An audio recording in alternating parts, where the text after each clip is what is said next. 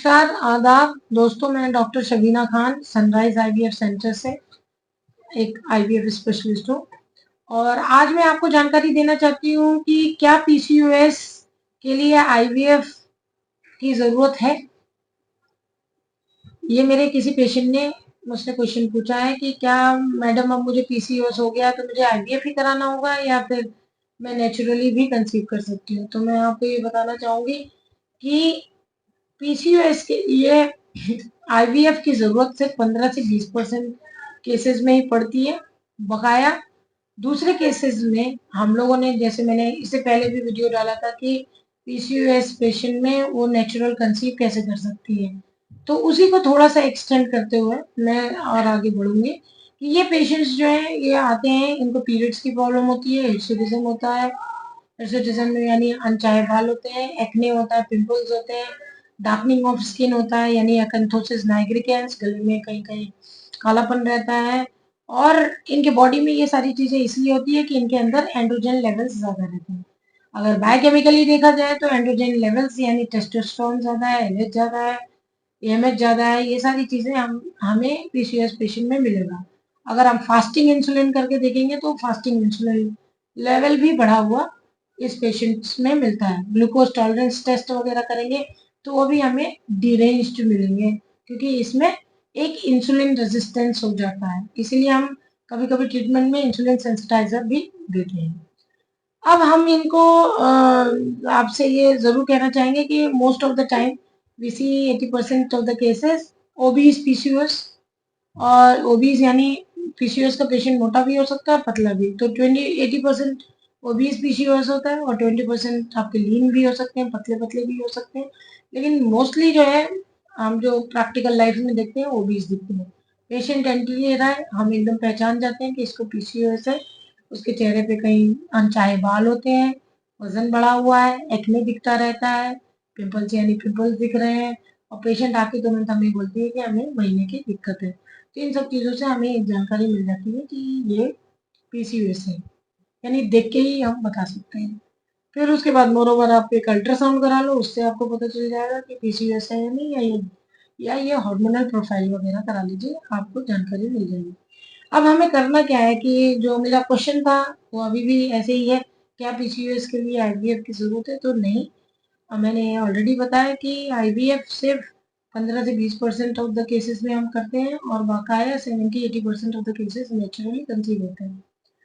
ये life style disease है, इसलिए लाइफ स्टाइल मॉडिफिकेशन पीसीओएस में बहुत इंपॉर्टेंट है। नंबर 1 पे लाइफ स्टाइल मॉडिफिकेशन। एक्सरसाइज करो, स्विमिंग, साइकिलिंग, जिमिंग, ये सारी चीजें आप करो जिससे आपका वजन जो है कम हो। लेकिन अब होता क्या है कि अब एकदम से एक्सरसाइज कर रहा है कोई और फिर एकदम छोड़ के बैठ जाता है तो वेट एकदम से बाउंस बैक हो जाता है। तो इसमें एक्सरसाइज मतलब जो जिस एक्सरसाइज से आपका वजन कम हो, मगर कैसा कम हो, ग्रेजुअल एंड सस्टेन। मैं ये वर्ड यूज करती हूँ, ग्रेजुअल यानी धीरे धीरे, और सस्टेन थोड़ा थोड़ा हो ही रहा है, और कम से कम 10 से 15% आपका फैट बॉडी का कम हो जाए। चीजें कहना बहुत आसान होता है कि वजन कम कर लो, है ना? लेकिन हम भी जानते हैं, और मैं खुद भी एक कोई लीन एंड फिट लेडी नहीं हूँ। मैं समझ सकती हूँ कि ये बहुत आसान है ये बात कह देना कि आप वजन कम करो, बट हाँ, अगर हम किसी चीज में लगे हैं तो लगे हैं, और जब आगे बढ़ेंगे तो कामयाब हो ही जाएंगे। मैं बस इतना ही कह सकती हूँ।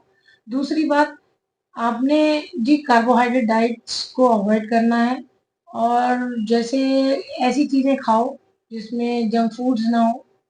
मैं पहले भी बता चुकी हूँ, हाई कार्ब डाइट ना हो, मैदा वगैरह ज़्यादा ना यूज़ हुआ हो। आपने माइक्रो न्यूट्रिएंट वाले अंकुरित आहार हैं, छोटे छोटे मील्स लो, फल खाओ, फ्रूट मतलब यानी फल फ्रूट एक ही बात है, फल खाओ आप। और उसके बाद सब्जियां हैं, और फिर सलाद वलाद बना के सब्जियों का सलाद बना लो, वो चीज़ें खाओ तो वो दैट इज़ वेरी गुड। दाल दाल जो है यानी प्रोटीन डाइट जो है वो आप अपना बढ़ाओ, उससे भी फर्क आएगा।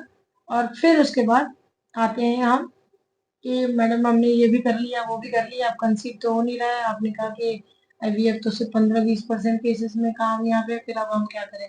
तो अब हम अपने पेशेंट्स को डे 3 से ही इसमें जो ड्रग दिया जाता है, यानी ड्रग मतलब दवाइयाँ, उसमें ओवुलेशन इंडक्शन ड्रग लेट्राजोल को प्रेफर किया गया है। और उसको हम 2.5 mg देते हैं, 5 दिन के लिए देते हैं डे 3 से। और उसके बाद हम उसका फॉलिकुलर मॉनिटरिंग करते हैं, देखते हैं कि उसके फॉलिकल्स कैसे बन रहे हैं। अगर हमें ये लग रहा है कि फॉलिकल्स अच्छे बन रहे हैं, सिर्फ हमारा लेट्राजोल से ही काम चल जा रहा है, तो फिर हमें HCG दे के रप्चर करा के फिर उसके बाद पेशेंट को टाइम्ड इंटरकोर्स यानी मिलने के लिए बता देते हैं, और उससे बहुत से पेशेंट्स कंसीव भी हो जाते हैं। ठीक है, अगर मान लीजिए उससे नहीं हो रहा है और हमें फिर हो सकता है कि we have to include certain other drugs like हम लोग HMG ऐड कर देते हैं, तो उससे भी हम फिर फॉलिकुलर मॉनिटरिंग करके देखते हैं और फिर फॉलिकल को रप्चर करने के लिए HCG देते हैं और फिर मिलने के लिए कहते हैं। यानी दवाइयों के सोर्स है side by side. We should remember we give, मतलब साथ में हम ये भी ध्यान रखें कि हम इनको और भी दूसरी दवा देते हैं, जैसे माइनास्टॉल वगैरह देते हैं।